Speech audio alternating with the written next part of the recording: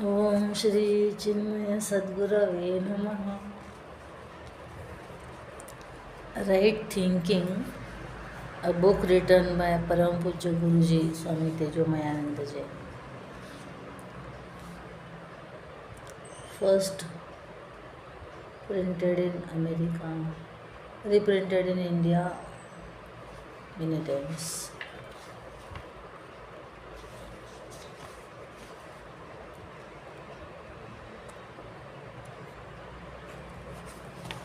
Preface. Our true nature is pure happiness. This is what the philosophy of Vedanta declares. Yet, our realization of this is covered by many false notions about ourselves and the world. This keeps us searching for happiness and peace where they do not exist. Right thinking alone can remove this veil of ignorance and allow us to enter freely into the inner sanctuarium of joy, which is our own nature. In three delightful talks, Poojya Guruji Swami Tejomayananda points out, with both seriousness and humor, what is wrong thinking and what it can be and how it can be corrected. Right thinking, Poojya Guruji says, transforms our entire personality. One can discover true success, peace, joy, and freedom within one's own being. The highest vision of absolute oneness, which is the culmination of all education and knowledge, too gets revealed through right thinking. Thereafter, one lives a perpetually inspired existence, loving, serving, and spreading joy to all other beings around. In short, right thinking leads us to the truth that sets us free. Publishers note, this book is very useful for everyone since it deals with problems at every stage of life and solutions thereof. Poojya Guruji Swami Tejomayananda, worldwide head of Chinmay Mission, has tackled the topic in a very lucid manner. What we generally gather in life is information and not knowledge. True knowledge alone can liberate us from all bondages and sorrows. The purpose of true knowledge is inner transformation. In order to achieve this, we have only to change our attitude. Our vision of the world will then change automatically, and we will attain peace of mind for which we are striving throughout our life. Begin to change your attitude, and your vision of the world will change. Everything will be peaceful and good. The Vedantic vision of oneness is the highest knowledge. Education and knowledge.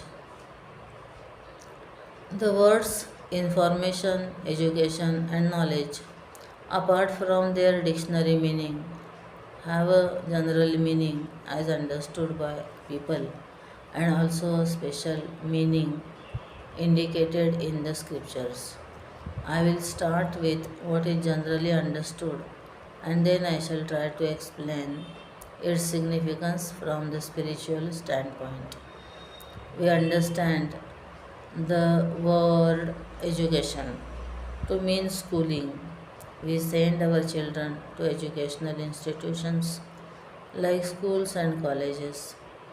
There they study various subjects, learning of the three R's, reading, writing, and arithmetic, is understood as basic education. As the child goes to higher grades, he chooses his field and then studies more and more in that particular area. For this, we send our children to places with special facilities and for learning. We say we are sending them for higher education. We are giving them the best education. We do not say we are giving them the best knowledge. We only say that we are giving them best education. Education as given in schools and colleges is the collection of data. Given in schools and colleges is the collection of data, whereas we can teach a child to read and write, but we cannot give him knowledge, perception, or insight into the true nature of a thing. We may attempt to give him an insight, but he will have to realize it within for himself.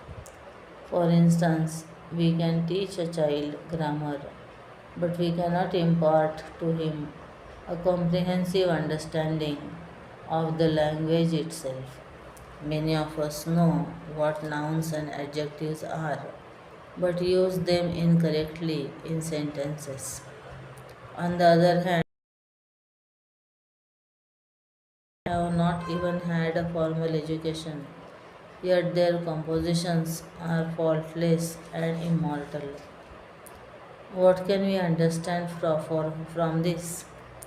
Education is a collection of information. It can be imparted or conveyed to a person by training. Knowledge is something that must be discovered. Knowledge gets revealed by contemplating upon a thing and tuning our mind to it. Though many graduate with honors in science, how many of them become scientists who discover something? Such discoveries of the laws of nature are very few. Similarly, real artists are also very few. I too have learned biology and physics, but I remember nothing of the subject. All I recall about them is that they were the subjects I studied in school: chemistry, physics, and biology. I can use the names but have not understood what they are, why I learned them, or how I passed my exams. It is only by grace of God I got a degree, but that degree did not give me knowledge. When we use our sense organs to collect information or our intellect to analyze a thing, we get partial knowledge without real understanding. A specialist too knows more and more about less and less. A patient went to an ENT doctor with a right ear ache. The doctor referred him to another specialist, claiming to be only a left ear expert. In this way, we cannot focus our attention only on a particular aspect of a thing. Knowledge is whole. Education which leads to knowledge or the path of discovery is complete, and then alone it has been truly served its purpose. Setting a higher goal for life. Education presents get a degree so that one may get a good job. It is merely job on complete on completion of university education. The graduate is confirmed with a certificate with no guarantee even of a job. After acquiring our education and getting a degree, if we are unable to find a job, we get frustrated. If we can get a good job without a degree, many would have no interest in education. Our educational system prepares us only for one aspect of life, but it does not prepare the person to live life completely. The typical student today does not think about the goal of life. He merely thinks about achieving a professional or material goal like becoming a doctor. He has no guidance and no ideal to follow. The duty of the educational institution is to provide guidance and also to prepare the student for the life ahead of him. They must show him higher goals that he can strive for. It is a common experience that when we set for ourselves a higher goal, we strive to attain it even though we may not actually be able to reach it. But when there is no ideal, there is no progress or development. For example, when we set the goal of feeding others before feeding ourselves, then otherwise we will only think of feeding ourselves and eat without feeding another.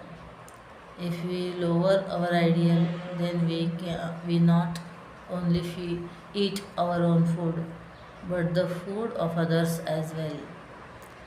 We see that as our ideal falls, so does our behavior.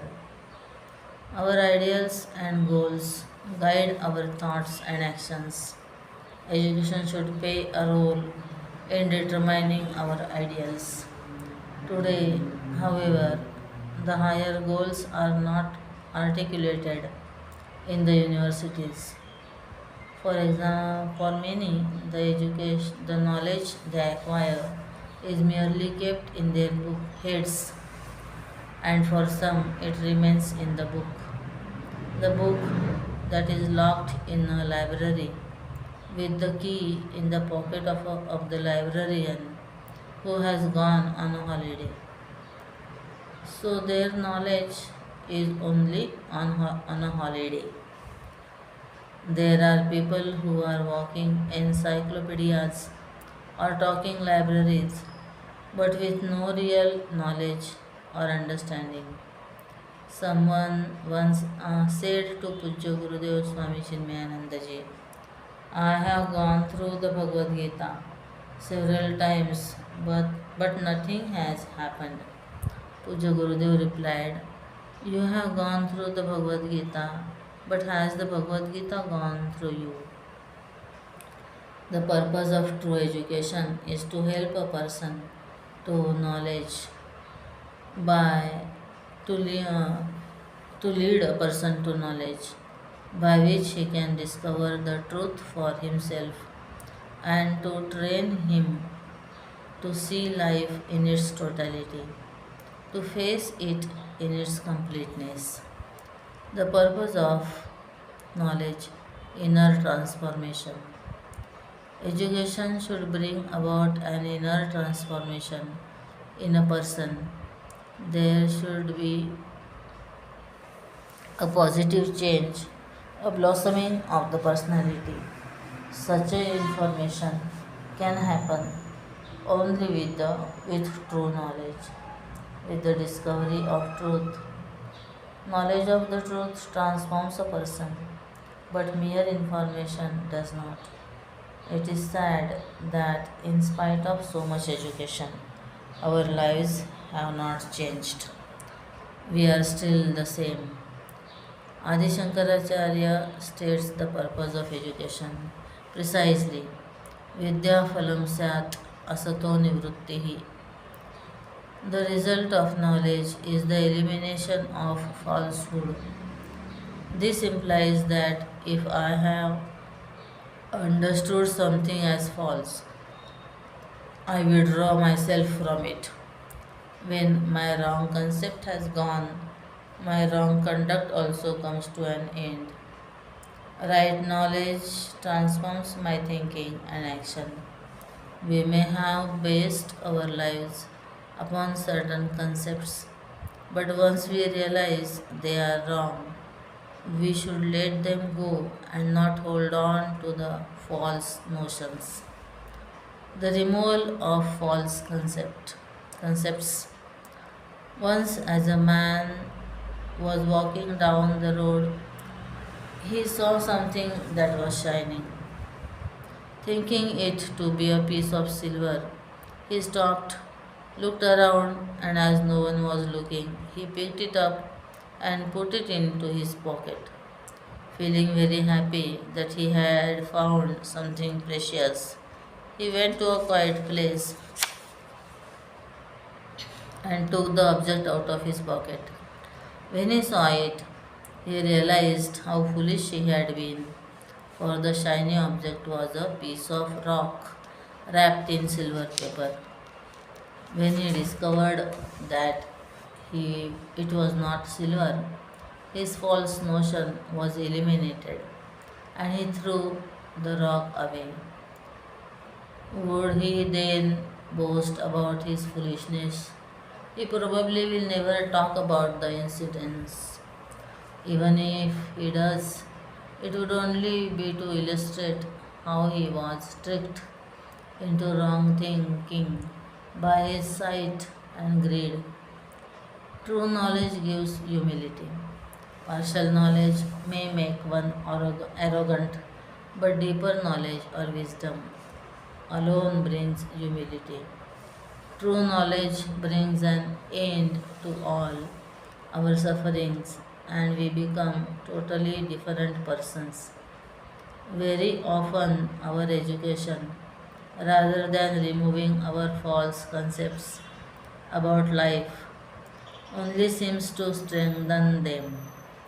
Since people of learning should put forth all efforts to free themselves from all wrong concepts, we should wake up from our sleep of illusions.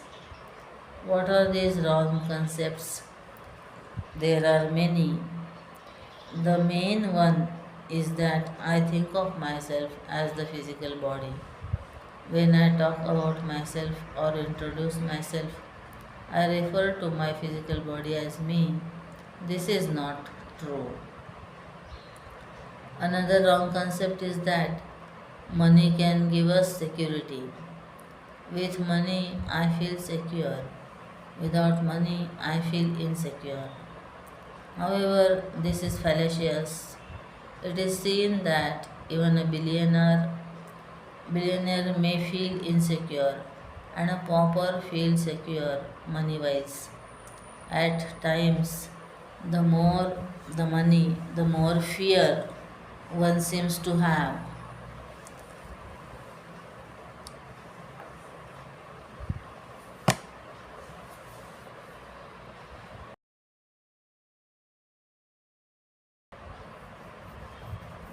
So, can money be a source of true security? Another false concept is that the more the comforts and objects of pleasure I get, the happier I will be. That the person who has lots of money can buy many pleasures and must therefore be very happy. But is the wealthy man always happy? Are not many suffering in luxury and comfort? The shirt of a happy man. There once was a king who felt very sick. He called many doctors. All said that there was nothing wrong with the king physically and that they could not help him feel healthy.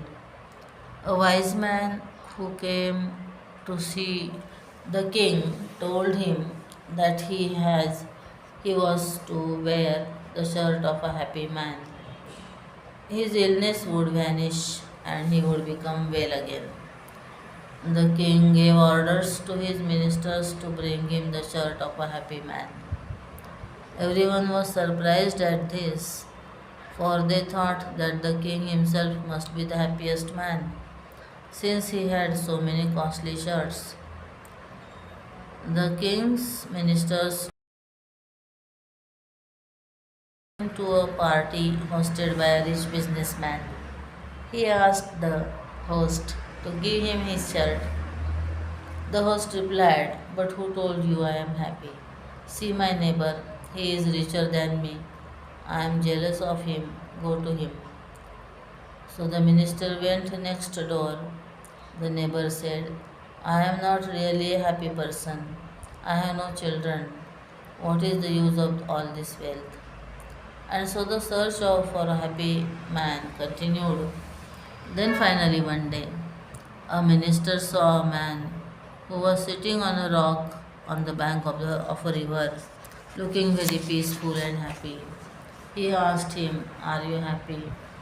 He replied, Doubtlessly so.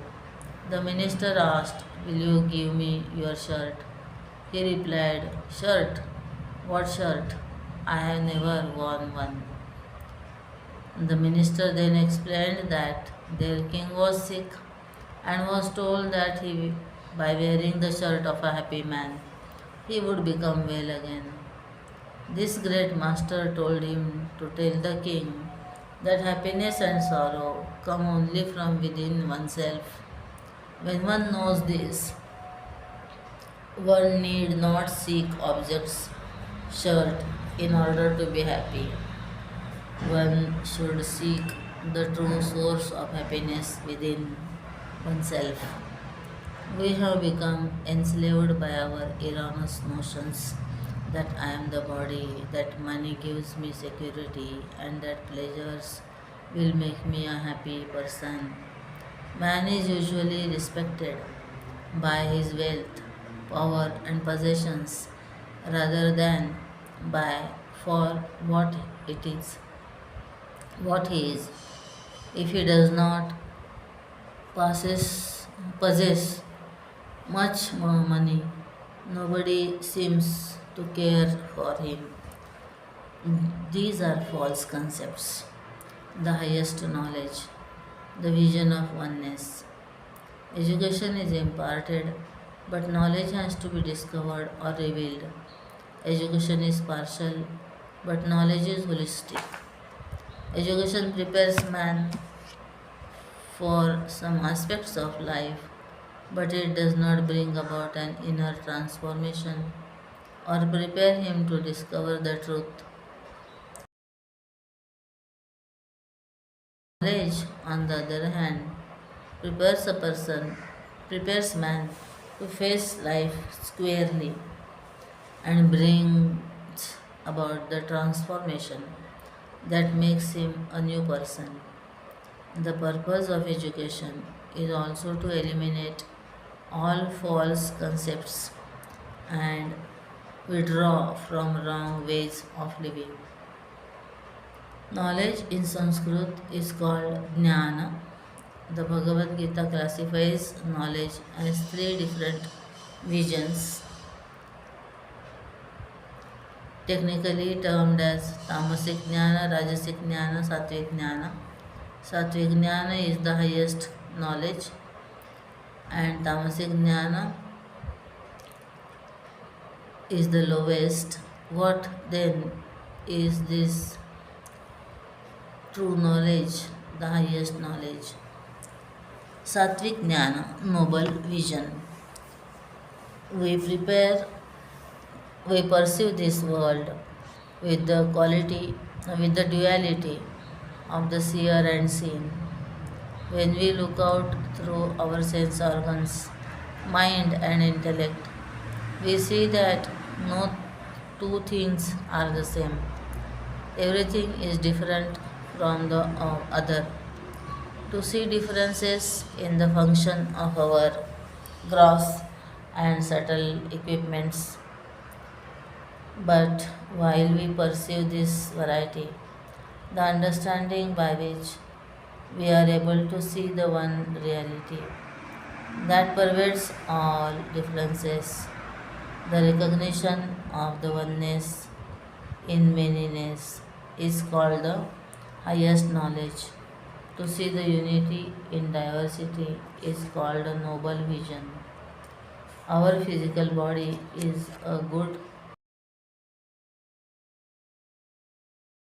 The hands, the head, and the legs are are different, but in my understanding, I know that all are me.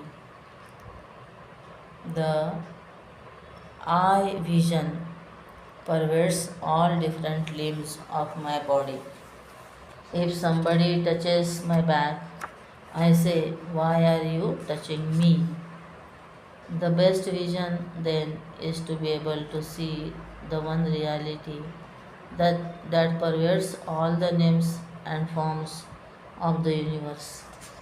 Rajasic Jnana, divisive vision. When the perceived differences alone are considered real, it is Rajasic. We then understand each thing separately as being distinct and different from every other object. The world is not seen as a whole, but totally is considered as parts, unrelated to each other. We see the world as my, as opposed to not my, is Rajasic. That is why we fight over my house, my share, your share, etc., and so on. Though the Lord has created only one earth and space, the world has become divided into nations with even different national air spaces. This is called Rajasic Jnana, divisive vision. Tamasic Jnana, base vision. The lowest vision is called Tamasic Jnana, in which one mistakes the part for the whole and gets very attached to that one object. View or belief. For example, the feeling that my path alone is right, yours is wrong, my religion is right, yours is wrong. The person with such a vision can become intolerant and fanatic. For some, for one who thinks in a narrow and petty way, there are always conflicts. The result of oneness, love, and service to all. We can learn a lot regarding the noble vision from our attitude towards our own body. Suppose my finger accidentally pokes my eye. I will not cut off the finger because it has hurt my eye, to rub my eye and console it. Also, if by mistake we bite our tongue, do we remove the teeth or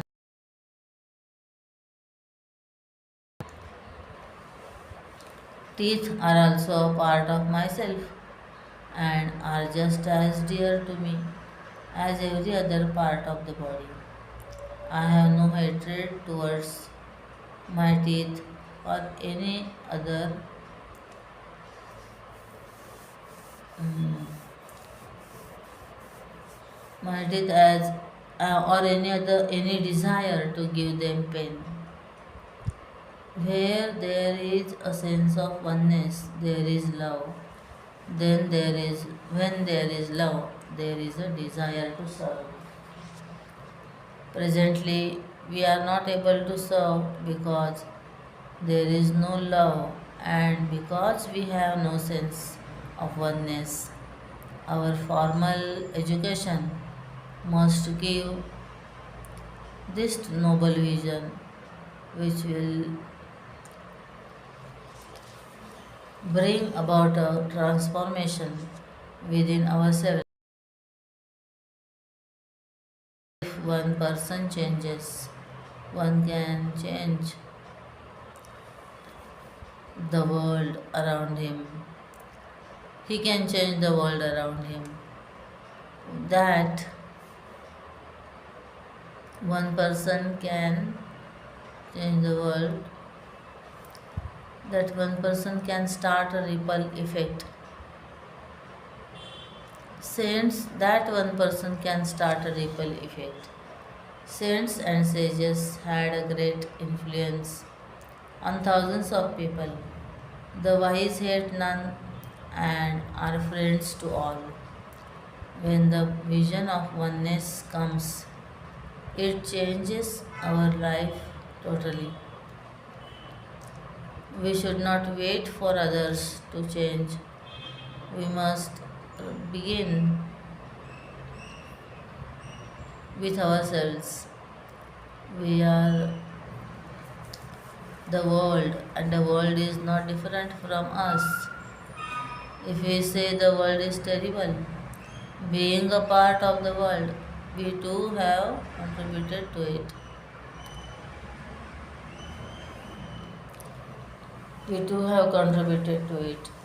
When we begin to change our attitude, our vision of the world will change. Everything will be peaceful and good. A vision of oneness is the non dualism of Vedanta. It is the highest knowledge. Peace of mind.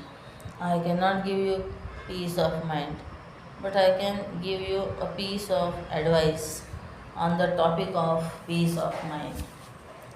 If one were to follow this advice, one would attain that peace which we seek but which always seems to elude us. This advice is not original, a new discovery. It is a time tested way. Generations of great people who practiced and lived it have verified and confirmed it. We experience a little peace now and then in our lives. When deep sleep, when the mind is not functioning. However, this peace of no mind is limited to the deep sleep state. Some therefore conclude that to be peaceful, the mind must stop functioning. But how can we attain such place even while the state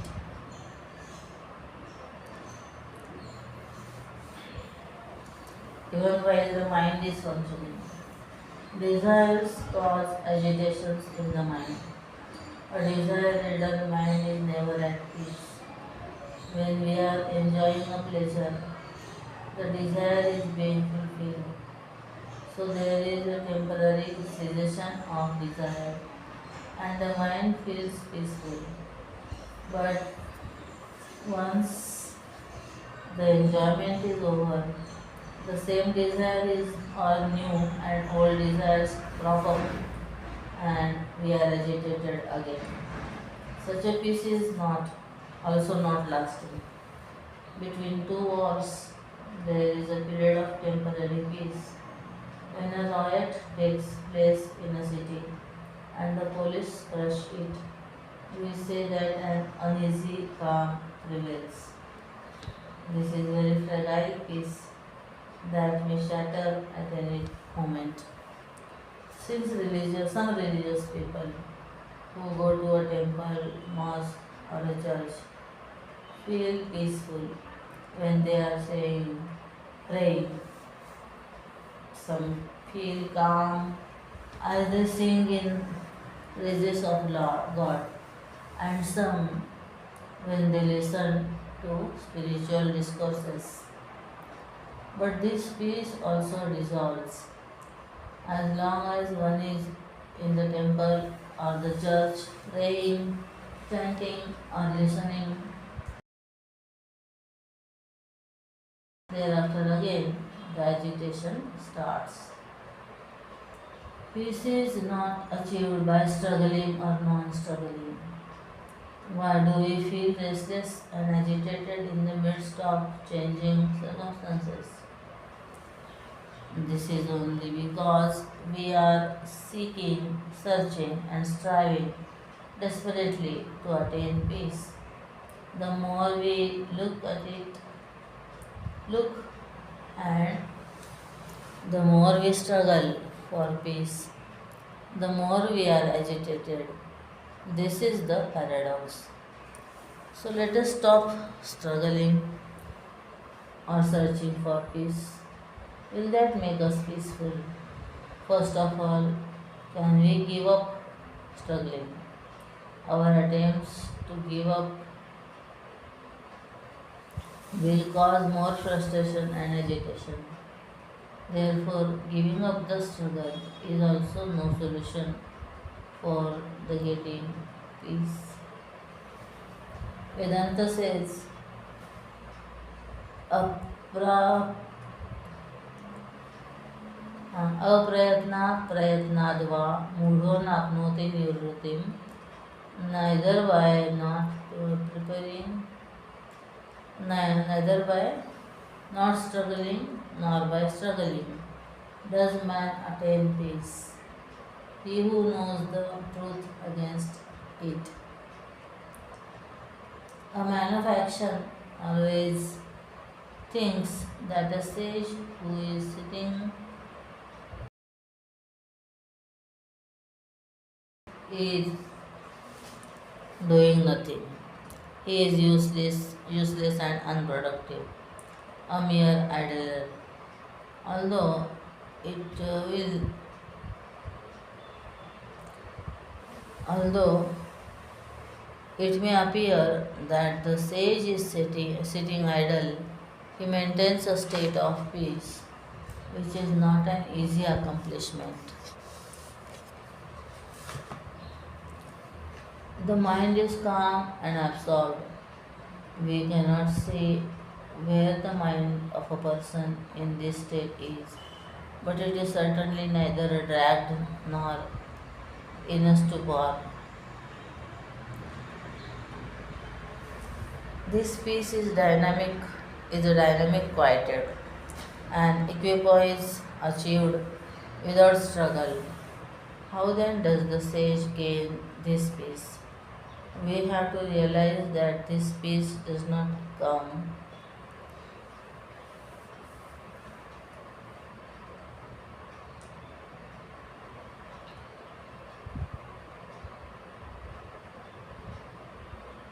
from anything external.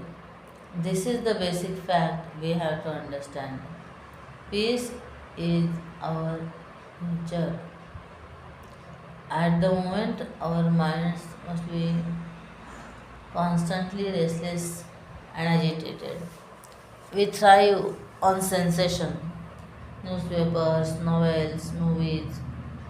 Naturally, as we seek sensation, peace eludes us. Our mind is constantly agitated and restless. We then expect to gain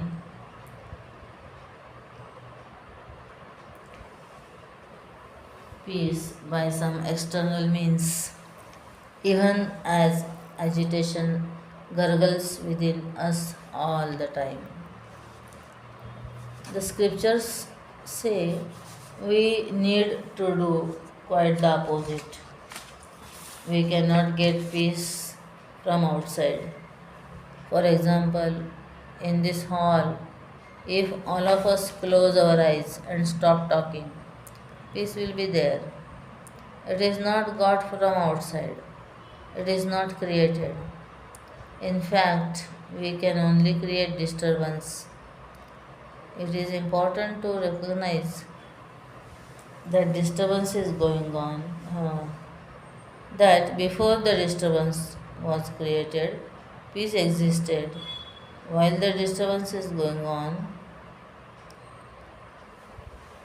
the peace remains, and when it stops, peace is evident again. Ripples arise in the water. Before the ripples were created, the water existed. When the ripples arise, the water remains unchanged, and when the ripples subside, water remains.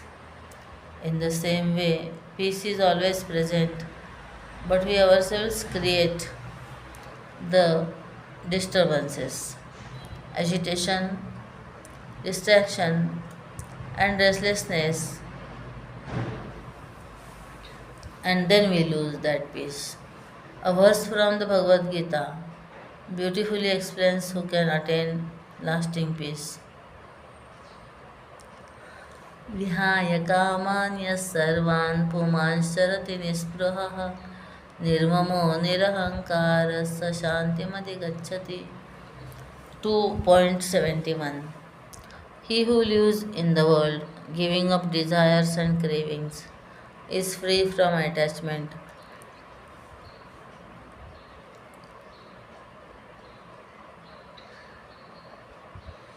And the ego sense of I and mine attains peace.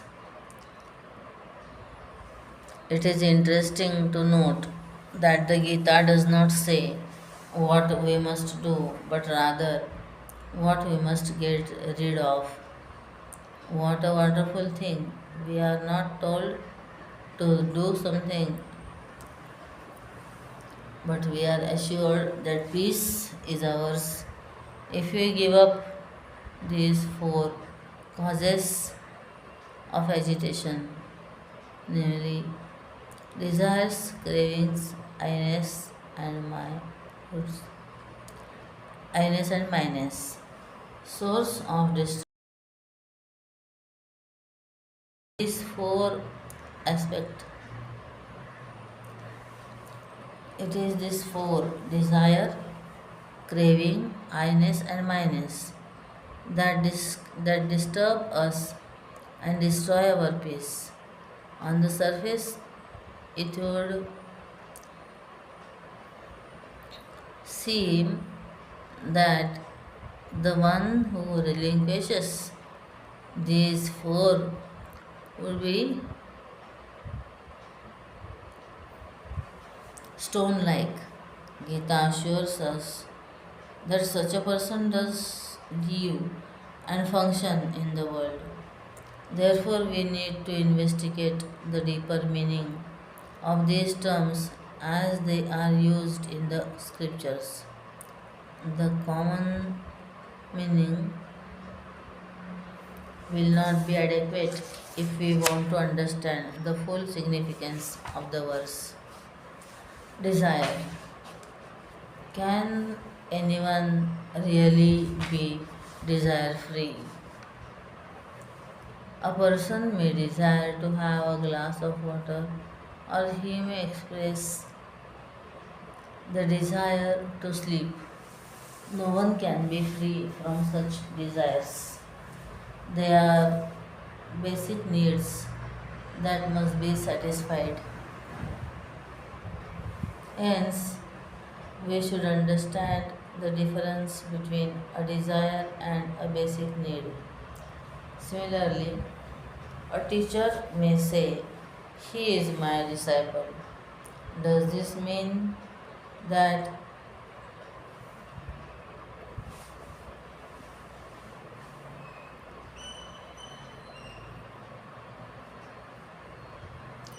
does this mean the teacher has a sense of minus and therefore no peace? It is not so. It is only a practical use of the word mind. Now, let us inquire further into the meaning of the word desire. Different people desire different objects. Everyone wants nothing. Everyone wants something. In fact, desire for objects can be given up as no one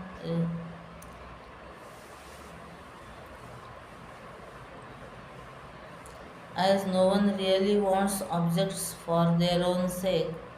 We are actually seeing something, seeking something else from our objects. What do we really want from objects? If we want objects, then when we get them, we should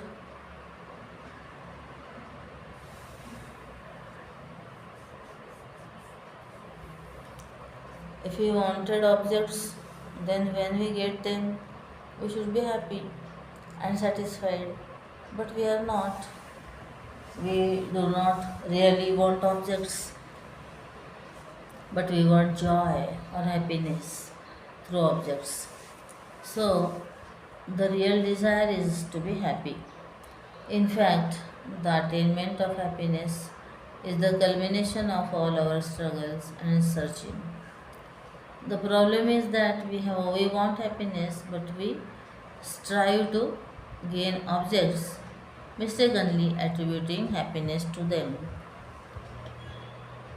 The result is that our the result is that our real desire is never fulfilled. We consider change we constantly change places, objects in order to gain happiness. Also, we never change ourselves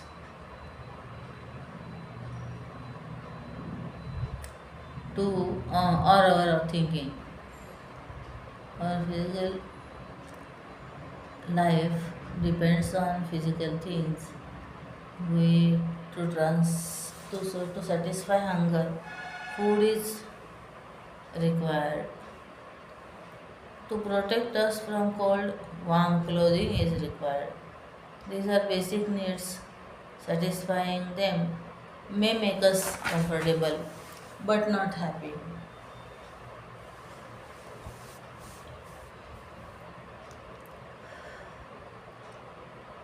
We are confused between happiness and comfort. Comfort does not necessarily bring happiness. Nowadays, our life has become more comfortable and we have become comfortably sorrowful. Happiness is something different. Happiness is something different. When it is said in the Gita, Vihaya Kamanya Sarvan, giving up the desire for objects, it means understanding only that we are seeking happiness, not objects. A wise person gives up the the desire for desire for objects, understanding fully well that what he seeks is true and lasting happiness, which he cannot get from objects. Comes from sense of incompleteness and not objects. We usually think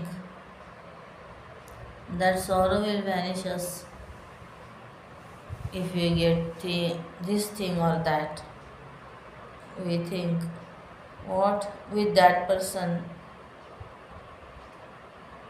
I will be complete. Then, when the relationship ends, we feel we cannot survive. A wise person accepts life and does not accept lasting happiness from does not expect lasting happiness from objects. If the nature of objects was happiness, they would universally bring happiness to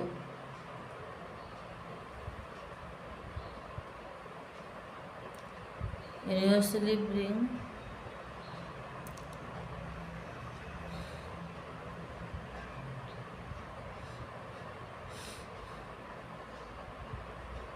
they would universally bring happiness to everyone at all time. For example, the nature of sugar is sweetness. It is sweet for all at all times. Objects or being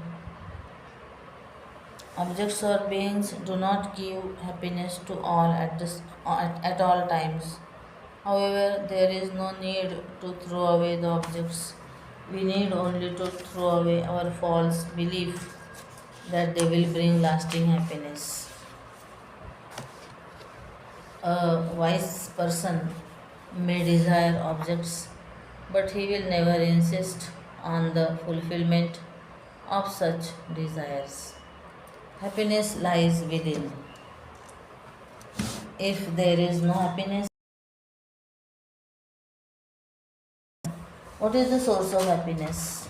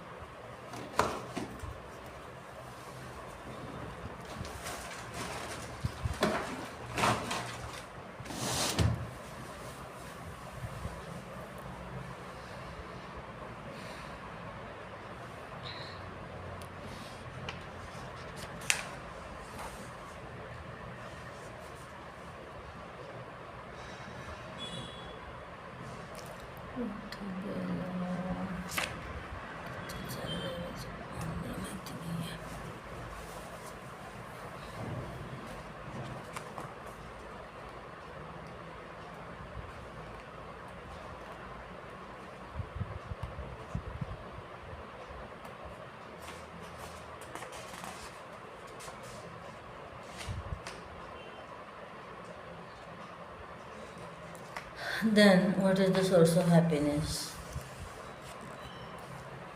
There are only two entities, the subject I and the other is the world of objects. If happiness is not found in the world of objects, what remains is the subject I. So, happiness must be my true nature, my true and essential nature. Happiness is not the nature of my body, which itself is an object. This I is the pure consciousness which illumines the inert body and makes it sentient. This pure consciousness is all perfect, and that is my true nature. It is not something outside. Whenever we experience happiness in sleep or in sense pleasures, we always close our eyes. As we experience something beautiful, our eyes naturally close with happiness. Why? Because the experience of bliss and happiness is not something outside, it is deep within myself. A realized man lives with this awareness. The nature of desire.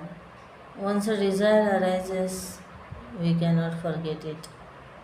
There is complete insistence that things must happen the way we want. As long as we have such desires, it is impossible to gain peace. We cannot even sleep properly because our minds are so filled with desires. In such a state, where is the chance of gaining the permanent peace back within? Another characteristic of desire is that once we have enjoyed something, we crave for it again and again. When we feel itchy, if we make a mistake of scratching, we feel that the itching increases. We find that the itching increases. The nature of desire is just the same. Once we start enjoying something, there arises more and more craving for it. We keep on planning for pleasures we have not yet experienced, and once we have enjoyed them, we keep remembering them and long for the experience to happen again.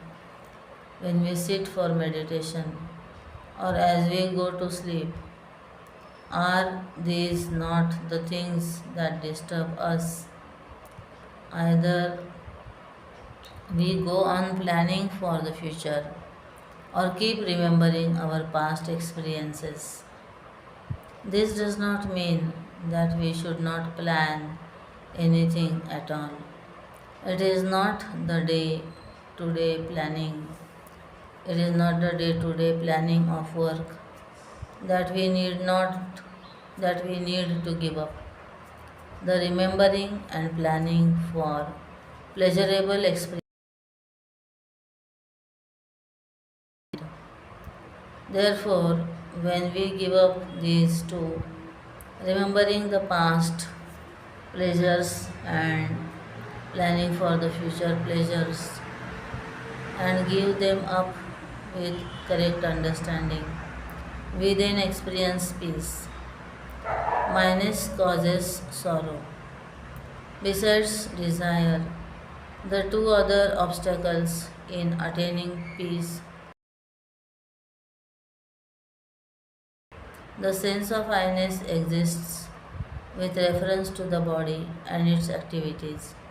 When I feel that this body is I, then I naturally feel that anything belonging to the body is mine. Therefore, if I lose that object, I feel sad. The sorrow exists only because I have this my sense. Suppose my watch is lost, will you be unhappy? No, but I will be. Suppose I give my watch to you and no longer feel it belongs to me and then it is lost. Then losing it no longer matters as there is no sense of minus. As long as there is the sense of minus, the sense of possession, the mind is agitated. We feel sorrow only because of a sense of belonging. A businessman who has lost 10 lakh rupees came to me once for advice. I told him the nature of business is such, sometimes profit, sometimes loss. You should have equanimity of mind in both profit and loss. He said, thank you, Swamiji. You have given me a good advice. After a few days, when he came, he saw me unhappy. I told him that I have lost 10 rupees. He said, Swamiji, just a few days back, when I had lost 10 lakhs rupees, you advised me to be calm. Now you are crying at the loss of only 10 rupees. I said, my dear, the difference is that the 10 lakhs rupees were yours, but the 10 rupees were mine. Minus causes suffering, whether the loss is big or small. The Gita therefore says, he who is free from the sense of minus attains peace. How can we live in the world without a sense of minus? It is not to be understood literally.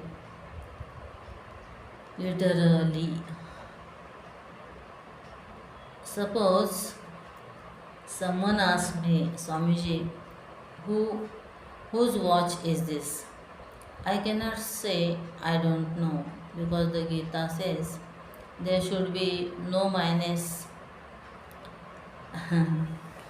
There is no harm in saying that it is mine, as long as I realize that the watch is merely in my keeping. We must understand that the possessions are only in our temporary keeping. What we must give up is the feeling of possession and our attachment to objects.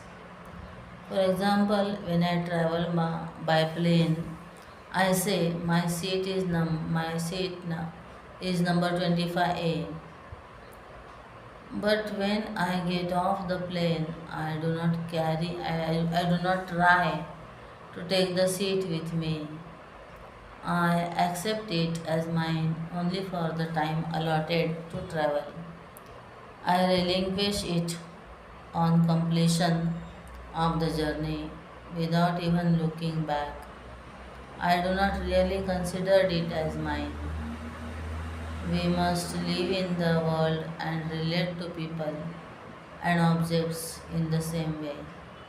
That is why mother, father, sister, and brother are all called relatives and not absolutes. Ego creates a sense of separateness and fear. Now the question is, how can we give up I-ness or ahankar or ego, which causes agitation and suffering?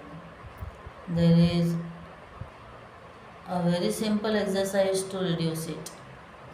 Its grosser manifestation is pride. All we need is a paper and pencil. We have this feeling that we are great. I did this, I achieved that. Let us note down the names of all the people who helped us become what we are today. Suppose I sing well.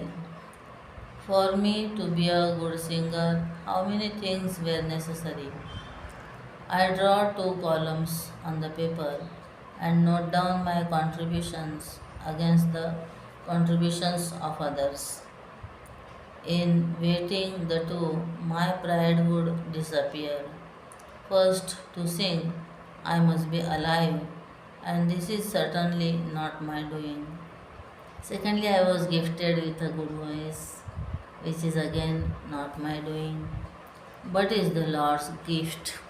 Next, I received training from my teachers and other musicians. Finally, I was the recipient of great gifts of tolerance from family and neighbors who had to listen while I practiced late at night. From such a perspective, we understand that there is not a single thing that we can do or create on our own.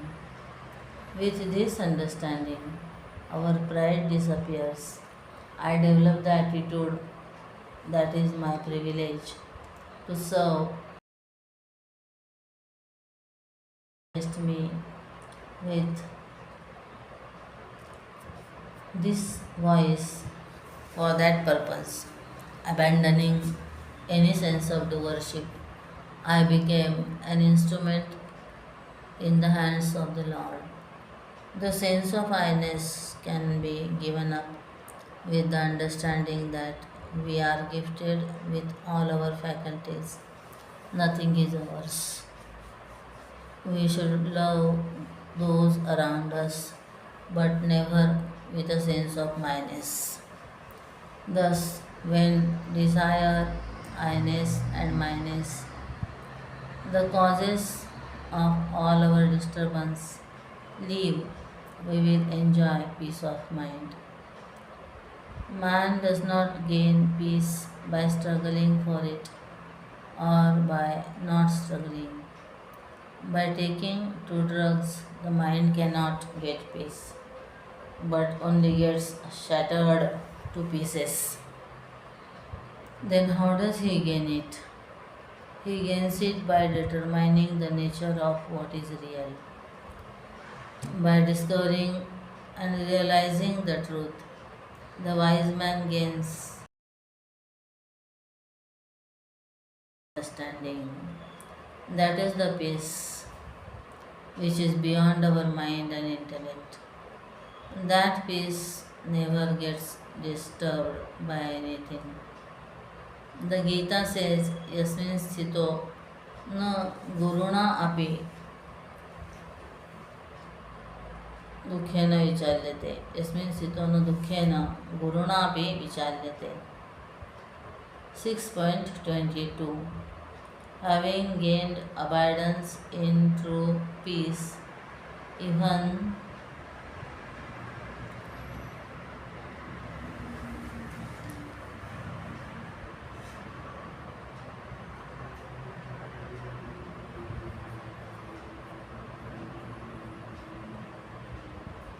mountain-like sorrows do not disturb one. That is the peace gained by the wise man. It is not achieved by running away from life. It is not the peace of a dulled mind or a mind in stupor. In this peace, the mind is very much alive, awake, alert, vigilant, and dealing with life and all its problems. This is the real peace, which is not disturbed by anything. It comes by tattva nishchay, the determination of the reality. This approach of gaining peace and happiness is called the path of inquiry, Jnana Yoga. There is another approach also, the path of devotion, Bhakti Yoga. The path of devotion, one who is devoted to the Lord and has faith that an almighty, omnipresent, omnipotent Lord is taking care of everything, has no reason to get agitated.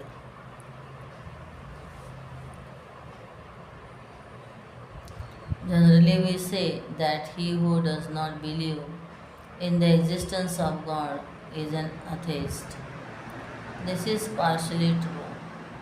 He who believes in the existence of God and still says, I am worried and not peaceful, is also an atheist. He believes in the omniscience and omnipotence of the Lord,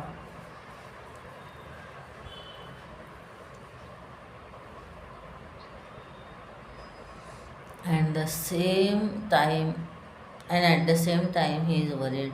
What kind of belief is that? If I have firm faith that the Lord is there to take care of everything, that he will give me the knowledge, strength, and ability to do my work, my duty is only to serve him, then I have no agitations or worries. I am at peace. This is the path of devotion, the path of dharma. The third way to attain peace of mind is through the path of dharma, righteousness. Then, when something that has to be done is not done, or that which is not to be done is done, there is agitation. For example,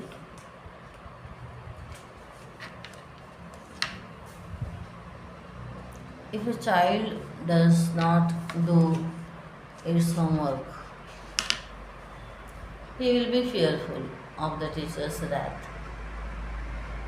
If something is left unfinished, we will always be agitated by the thought, I have to do it. Only when we do the work will we will we be at peace. Therefore, if one does all one's obligatory duties and stays away from prohibited actions, one is at peace. For one who follows the path of dharma, there is no fear or agitation. Fear and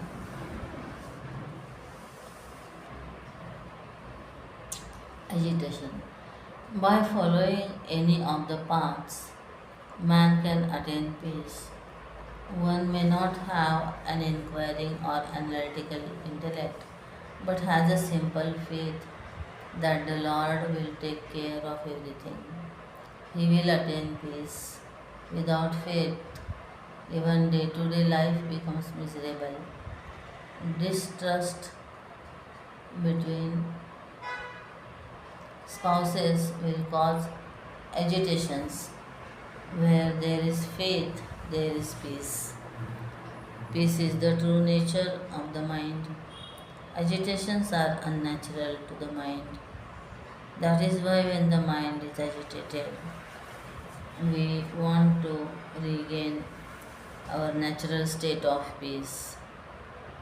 We ourselves are creating agitations through desires, cravings, I-ness, myness, lack of faith, and non performance of our duties.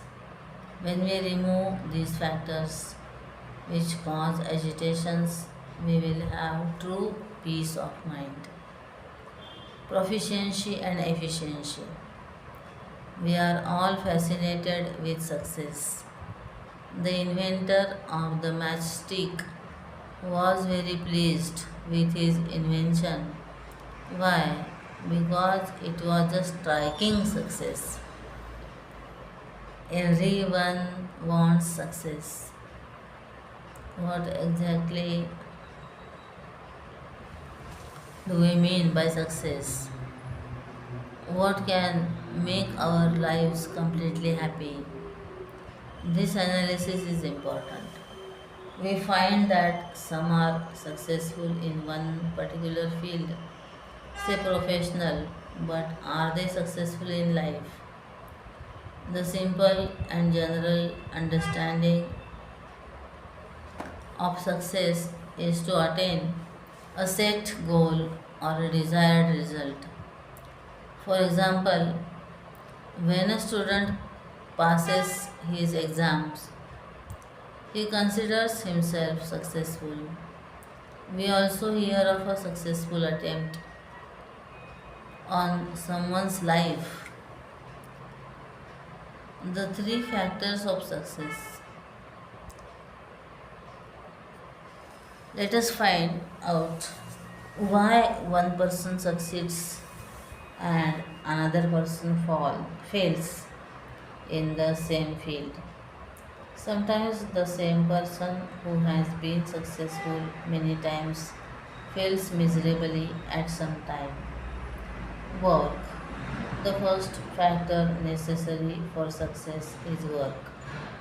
We have to work even though we would love to succeed without work. There is only one place where success comes before work, and that is in the dictionary. So, work is a must for success. Second, proficiency. The second factor required for success is knowledge. We must have knowledge of the goal.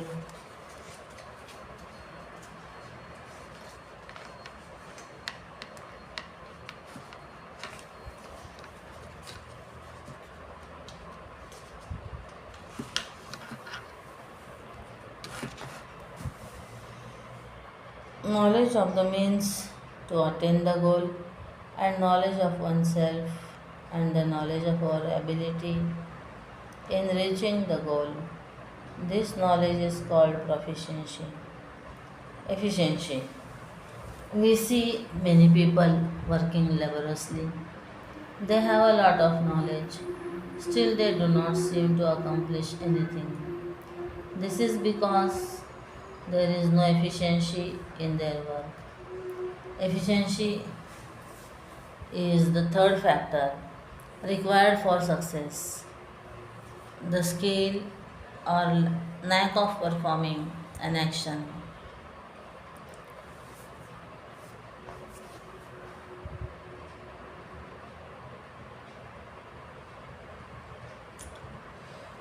So that it will bear the desired fruit is called efficiency.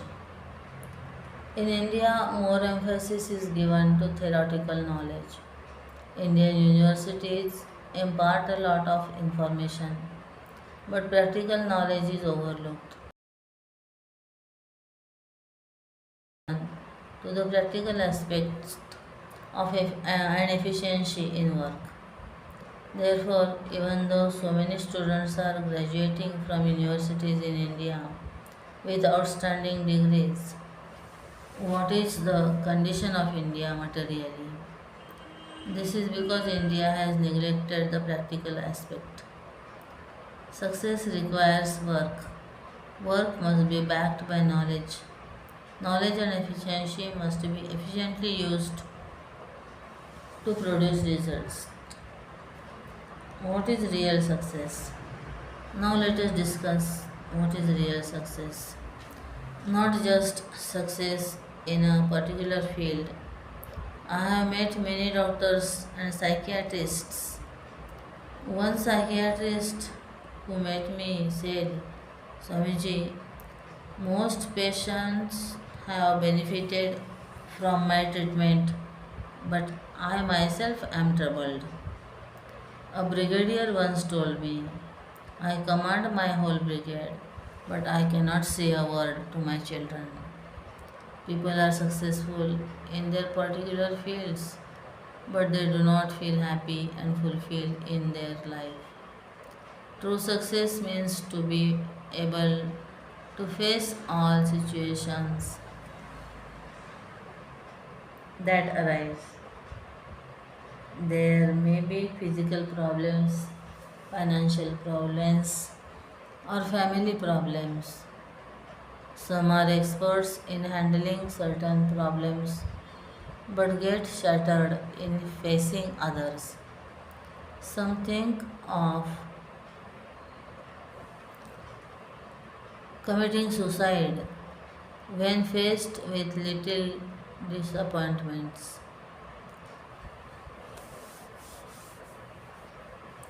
Some others cannot face life, nor are they able to die. They are afraid of death and are terrified at the thought of facing life. Another point about success we must understand is that every success is not to be glorified. A murderer's success is condemnable. We do not congratulate, award, or celebrate the success of the evil and their evil deeds. A gangster, smuggler, black marketeer, or killer may succeed, but we do not glorify his success. Activities like cheating are performed with hard work, alertness, proficiency, and efficiency, but such success is never glorified. Such work is always done on the sly and is always condemned.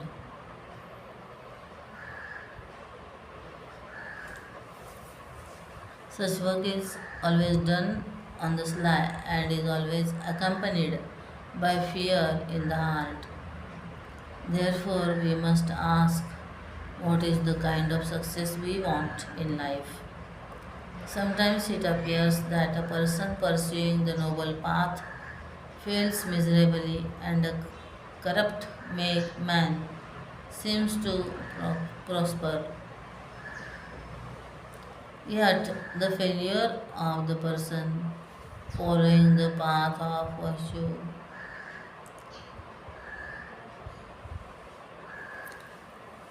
is glorified, never the success of an evil man. Failure on the righteous path is nobler than success on the path of evil. In all freedom, in all freedom movements, the initial attempts of freedom fighters have been suppressed by the powerful forces of the ruling government. In the beginning, it may appear that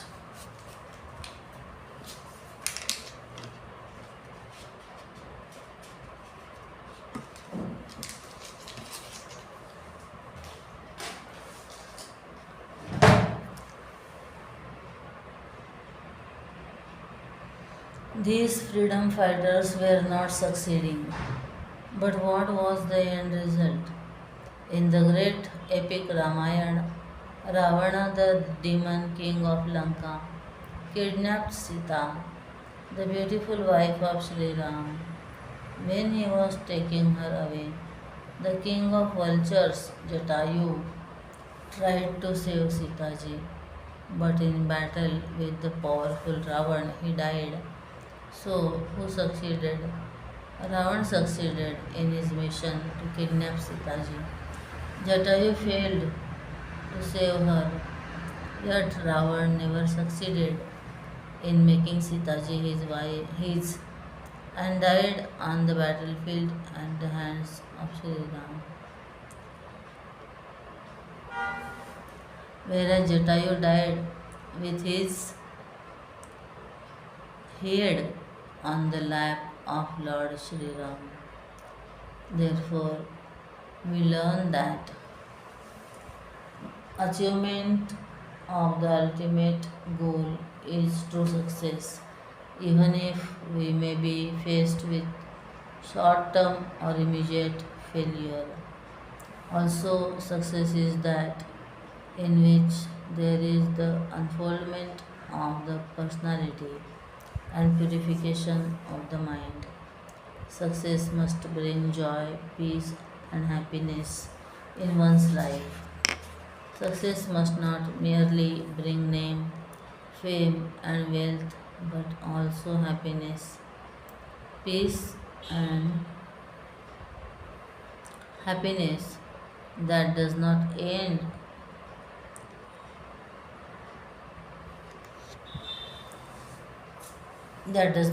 sorrow is not true happiness.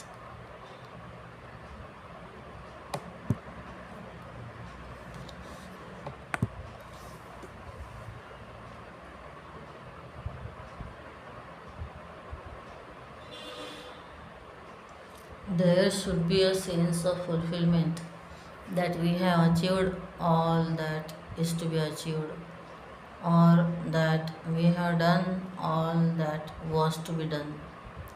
We keep getting disturbed by small things in life. If somebody does not smile, we become miserable. If someone smiles, we are smiling. If somebody does not invite us to a wedding, we are unhappy. Every small incident becomes a prestige issue. There is no peace at all. This is the tragedy of human life. Nowadays, there are many courses on management, like the science of management, managerial effectiveness, and effective communication. They deal with some aspect of success as a result of attending such a course. We may get a promotion in our company but may not bring true peace and happiness, and even the joy we gain may not end our sorrow. I would not define success only as achieving the desired result, but as attaining lasting peace and happiness as a result of consistently following the path of virtue. I may fail in my attempt, but I will consider that failure nobler than success gained by following unrighteous ways. The person who lives such a life alone has true strength. True strength. In the Bhagavad Gita, the Lord says, I am the strength in the strong. Does he merely mean the physical strength of a wrestler or a boxer? The Lord clarifies, I am that strength which is devoid of desire and attachment. Desire is for something we do not have, and attachment is for things or beings we already possess. We feel such a statement contradicts our experience in life. In the result, in the world, we see that the more the desire and attachment we have, the more ambitious we are, the more vigorously and efficiently we work. We feel that without desire, we will not put forth vigorous efforts and long hours of work. For many, attachment seems to be a driving force behind their efforts. It appears that without desires or attachments, people tend to be lazy and lethargic. However, what seems true may not be truly so. The nature of desire is such that it multiplies. One desire gives rise to many more. Also, when a desire is fulfilled, it leaves a craving for the same object. We wish to enjoy the thing again and again. In some cases, We get addicted to the thing or obsessed with the person.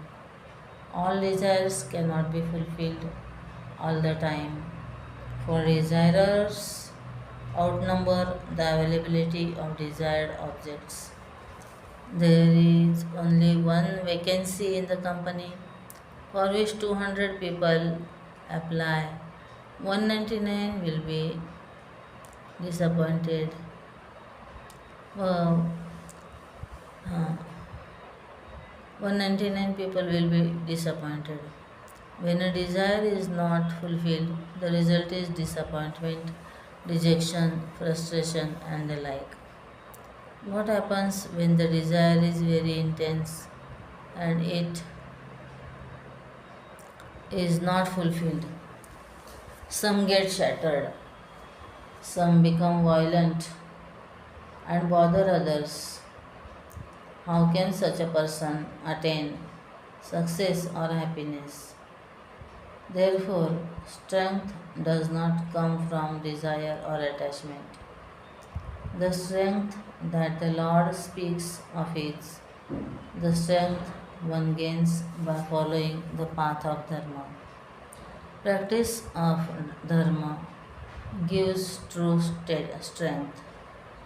It is very difficult to translate or explain the full significance of the Sanskrit word Dharma. One of its meaning is to perform our obligatory duties towards one family and society. In order to perform one's duty and follow the path of righteousness, the great amount of strength is required. Most of our actions are prompted by our likes and dislikes. What we like to do, we do. What we dislike, we don't do, even if it is our duty and has to be done. It is difficult for most of us to put aside our likes and dislikes. We can truly walk the path of Dharma only when we have no likes, dislikes, and attachment. For example, we decide to wake up at 4 in the morning. Our attachment to sleep would prevent us from doing so. We will have to give that up in order to wake up early. When a person consistently wakes up early, he develops strength. We are very firm at the time of deciding or resolving, but weaken when it comes to putting our decisions or resolutions into practice. We say, I will do it tomorrow, and tomorrow never comes. True strength is to follow the path of Dharma. There may be many oppositions, obstacles, difficulties, and moments of testing. Only a man who is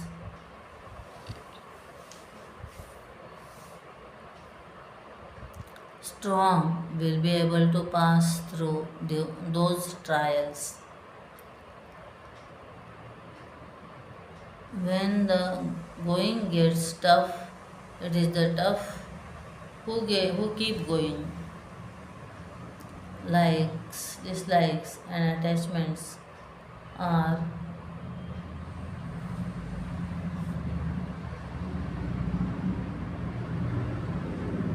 likes, dislikes, and attachments make man weak. When man becomes weak, he compromises, and when he compromises,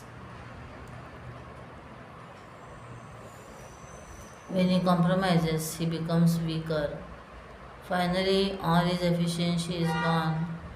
This is why the Lord says, Balam balavatam asmi kama raga vivarjitam. Gita 7.11.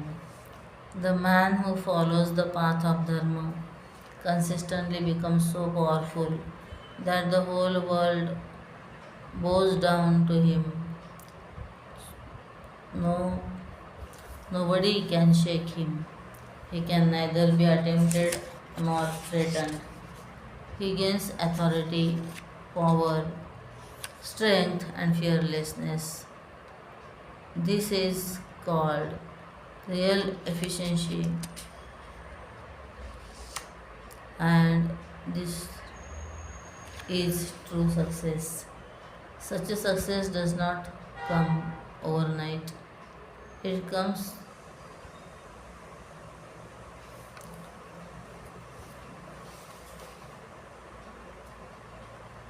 through long practice.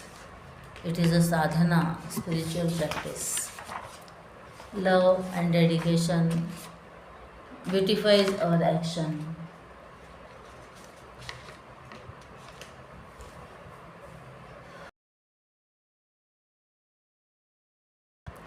When one performs one's duty consistently without desire and attachment, then one becomes strong. But the very idea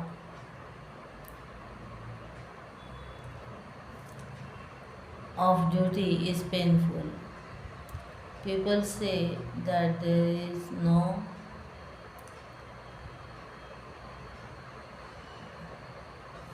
beauty in doing one's duty. Duty becomes a burden. People become tired even before they go to work at 10 am.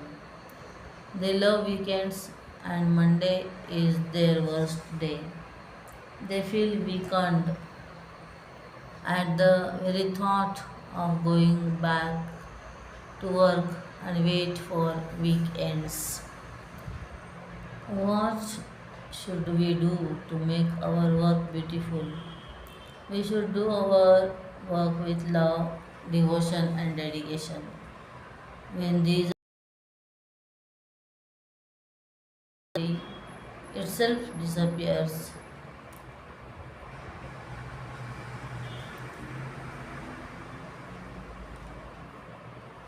it becomes a joy, not a job to be done. When the lady of a house goes to work at the office, she considers it her duty. She works for a certain number of hours and lives at her prescribed time. But when she is taking care of her child at home, she does not say that she will work only for so many hours or that she will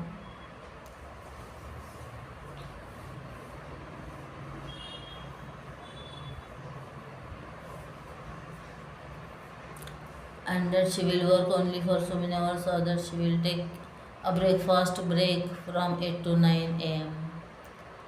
She does not feel she is performing a duty because her dedication to her child is natural. This is the best way. In India, we have many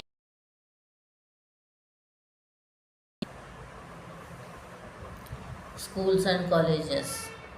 We always looked forward to holidays when we were studying. But I remember when I entered the ashram, we never had holidays, not even on a Sunday. In fact, if for some reason we had no class, we felt sad. This shows that we had love for studying Vedanta. Therefore, doing one's duty without the notion I am doing my duty is the best. The Gita says, perform your duties, dedicating them to the Lord. One must have an ideal, an altar of dedication, surrendering our likes, dislikes, attachments, pettiness, and ego at a higher altar. We should perform our duties joyfully and carefully. When we do such dedicated work, the Lord works through us. He gives us the necessary strength and accomplishes the work. Success is guaranteed.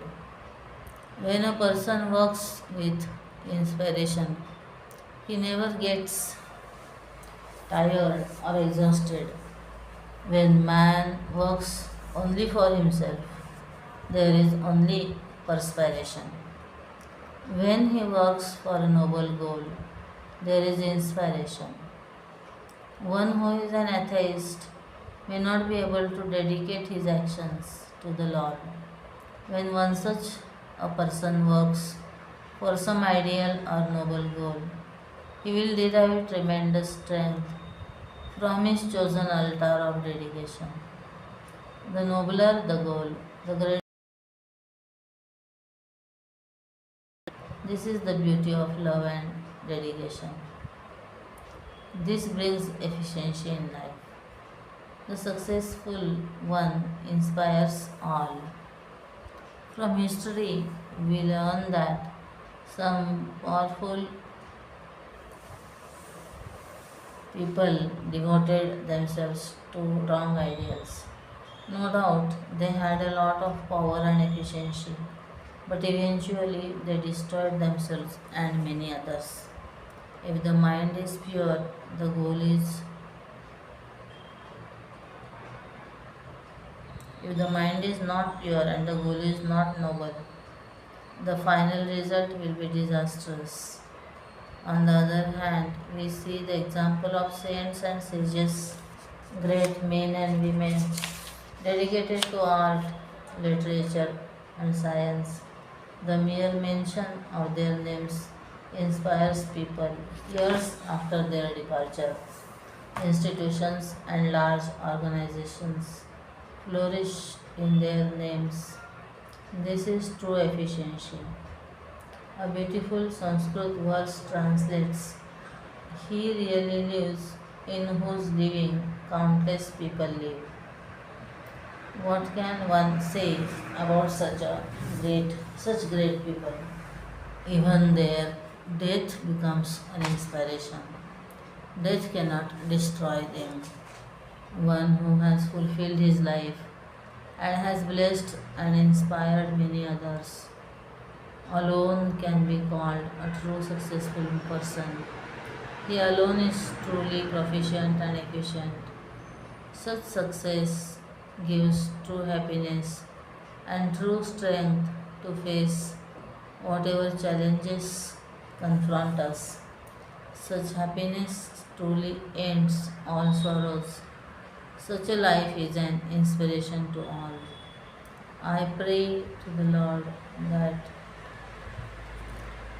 He may bless all of us with such proficiency and efficiency which will lead us to real success in life.